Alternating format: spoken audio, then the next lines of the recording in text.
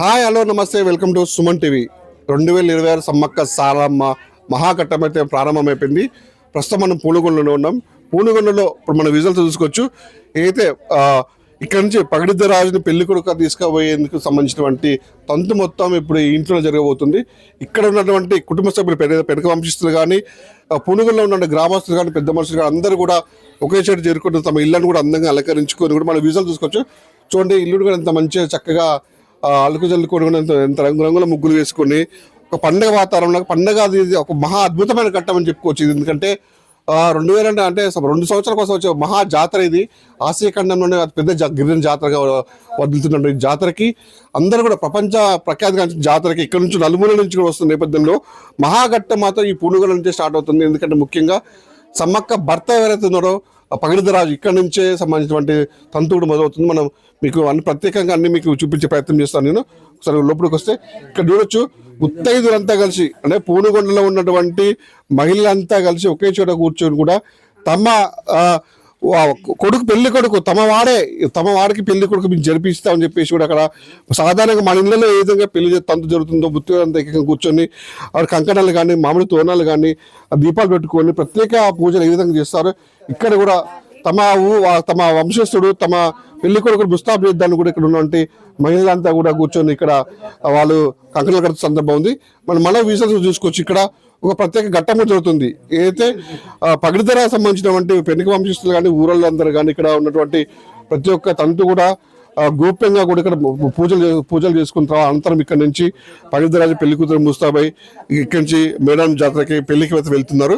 ఈ తంతు ముందుకి సంబంధించిన మహిళలు ఉన్నారు ఇక్కడ ఉన్నట్టు పెనుక వంశస్థులు కానీ ఇక్కడ ఉన్న పుడుగులో ఉన్న గ్రామస్తులు మహిళంతా కలిసి కూడా ఏ విధంగా ఈ వేడుకని జరుపుకుంటారు వాళ్ళ మాటలను అడిగే ప్రయత్నం చేద్దాం.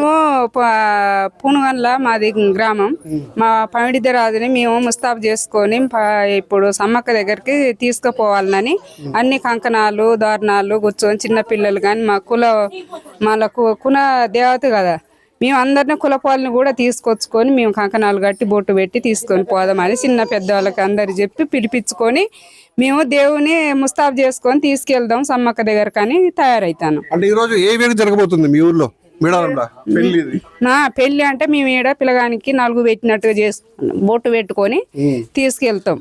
ఇవాళ తీసుకొని పోయిన తర్వాత మధ్యలో ఇక ఆడ నిద్ర చేసి మళ్ళీ రేపు పొద్దున అక్కడికి వెళ్ళిపోతాం. ఇక సాయంత్రం 5-6 గంటలకి గద్దె మీదకి చేరుకుంటాం మేము రేపు. ఎల్లుండి అంటే గురువారం రోజు అవుతుంది. మేము పోయిన తర్వాతనే మళ్ళీ సమ్మక్కకి మేము పసుపు కుంకుమలు పెట్టి మేము తీసుకొస్తాం. చిలకల గట్టు పోయి మా పిల్లగాని బొట్టు మేము పెట్టి మళ్ళీ మేము తీసుకురావాలి. తీసుకొచ్చి అప్పుడు లగ్గం అవుతుంది గురువారం రోజున. మళ్ళీ శుక్రవారం రోజున ఇక యథావిధిగా అన్ని అక్కడ అయిపోతాయి. శనివారం రోజున మేము మళ్ళీ ఇటు రిటర్న్ అవుతాం. ఇక్కడ కూడా మహా జాతర జరుగుతుంటాయి ఊళ్ళో కూడా. ఇక్కడ మళ్ళీ వారం అంటే నాగవెల్లి తిరగ మళ్ళీ తర్వాత మళ్ళీ బుధవారం బేస్తారం శుక్రవారం రోజుతోటి మేము మళ్ళీ ఆ రోజున మేము చేసుకుంటాం. ఇక అంటే దేవుని లెక్క కాకుండా సొంత కుటుంబ సభ్యుని లెక్క సొంత కుటుంబం తిరగనే మళ్ళీ పెళ్లి తిరగనే ఆయలు కూడా మళ్ళీ ఇక అన్ని పసుపు కుంకుమలు కానీ అన్ని చేసుకొని మళ్ళీ కులపాలని అల్లి పిలిపించుకొని మళ్ళీ ఇట్లనే దోరణాలు అన్ని కంకణాలు పెట్టుకొని మళ్ళీ మేము బేస్తారం బుధవారం రోజు నుండి బేస్తారం రోజున మళ్ళీ నాగవెల్లి తీర చేసుకుంటాం. శుక్రవారం మొక్కులు పెట్టుకుంటారు. మళ్ళీ ఎక్కడోళ్ళక్కడ అయిపోతుంది. ఇక ఆ రోజున శుక్రవారం సాయంత్రం మళ్ళీ దేవుని మేము పంపిస్తాం. విన్నారు కదా, ఆ కుటుంబ సభ్యులు చెప్తున్నారు. అంటే పగడిద్దరకు సంబంధించిన కుటుంబ సభ్యులు అనుకోవచ్చు వీళ్ళు. వాళ్ళు చెప్తున్న మాటలు కూడా చాలా ఎంత వినసొంపుగా అంటే తమ కొడుకు అంటే మా కుటుంబ సభ్యుల లెక్కనే ఆ పెళ్లి తంతు కూడా జరుపుకుంటామని చెప్పి చెప్తారు. మీరు చెప్తామ్మా, ఏం జరుగుతుందమ్మా ఇక్కడ? ఆనాడు వెనకటి పెద్దల కాంచెలు చెప్తాను, చిన్నలు పెద్దలు పిల్లలు అందరం కలిసి మేము జాతర ఎప్పటికి 3 సంవత్సరాలకు ఒకసారి మేము జాతర జరుపుకుంటాం. ఇక్కడ మాత్రం మంచిగా దోరణాలు అన్ని కంకణాలు అన్ని కట్టుకొని పగడిద్దరాజును ముస్తాబు చేసుకొని మేడారానికి మధ్యాహ్నం వరకు ఇక్కడి నుంచి వెళ్ళిపోయి లక్ష్మీపురం కాడ నైటాలు చేసుకొని ఇక పొద్దున్న దాకా వెళ్ళిపోతాం. సాయంత్రానికి ఇక మేడారానికి చేరుకొని 10-11 గంటలకి మేడారం చేరుకొని ఇక గుడి నిండుకున్నాక అప్పుడు అందరు కలిసి సమ్మక్క, సారక్క, గోవిందరాజు అందరు కలుసుకొని మళ్ళీ పెద్ద గుడికి చేరుకుంటారు. చేరుకున్నాక మళ్ళీ తెల్లారి అంటే మళ్ళీ సాయంత్రం మళ్ళీ 8-9 గంటల వరకు అప్పుడు చిలకలాది గట్టుకు పోయి సమ్మక్కని తీసుకొచ్చి అప్పుడు ఇక్కడ మీరే పోతారు అక్కడికి కూడా? ఇక అక్కడికి మేము పోం సార్, ఇక అగలే పోతారు. ఇక మేము ఎందుకంటే మేము గద్దె మీదకి పోయి ఉంటాం. ఉంటే ఇక అక్కడ పిల్లోలే పోయి తీసుకొస్తారు.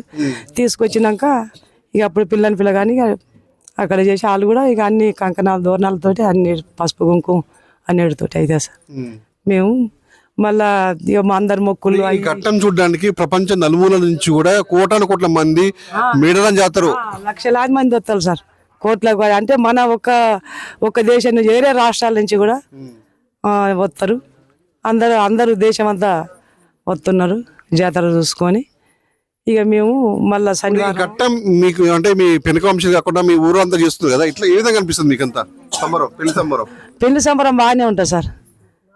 ఇప్పుడు మేము ఎట్లా పెళ్లిళ్ళు చేసుకుంటానో దేవుని కూడా అంత సంతోషంగా అందరు పిల్లాశర కాంచెల్లి చిన్నలు పెద్దలు అందరు వచ్చి మీ కుటుంబ సభ్యులు అంటే మనవాళ్ళు అందరూ ఊర్లోకి వచ్చేస్తారు అంతా పెళ్లికి? అందరు వస్తారు సార్. అందరు ఆడబిడ్డల కాంచెల్లి బావలు బామ్మర్దులు అందరు వస్తారు సార్. చుట్టం మందికి ఎక్కడున్నా ఎంత దూరం ఉన్నా అందరు వస్తారు. సంతోషంగా అందరూ జరుపుకొని వెళ్ళిపోతారు. జాతర మన వాళ్ళు చెప్తుంటే మనకి ఎంత చక్కగా అనిపిస్తుందో చూడండి. వాళ్ళు ఇంటి ఊరు వారసుడు మా కుటుంబ సభ్యుల వల్లే పగిడిదరాజు మాత్రం ముస్తాబు వేసుకొని ఇక్కడంతా పెళ్లి కూడా ముస్తాబు వేసుకొని మేడం తల్లి వెళ్తామని చెప్పేసి ఇక్కడ ఆనందంగా వాళ్ళు చెప్తున్న పరిస్థితి.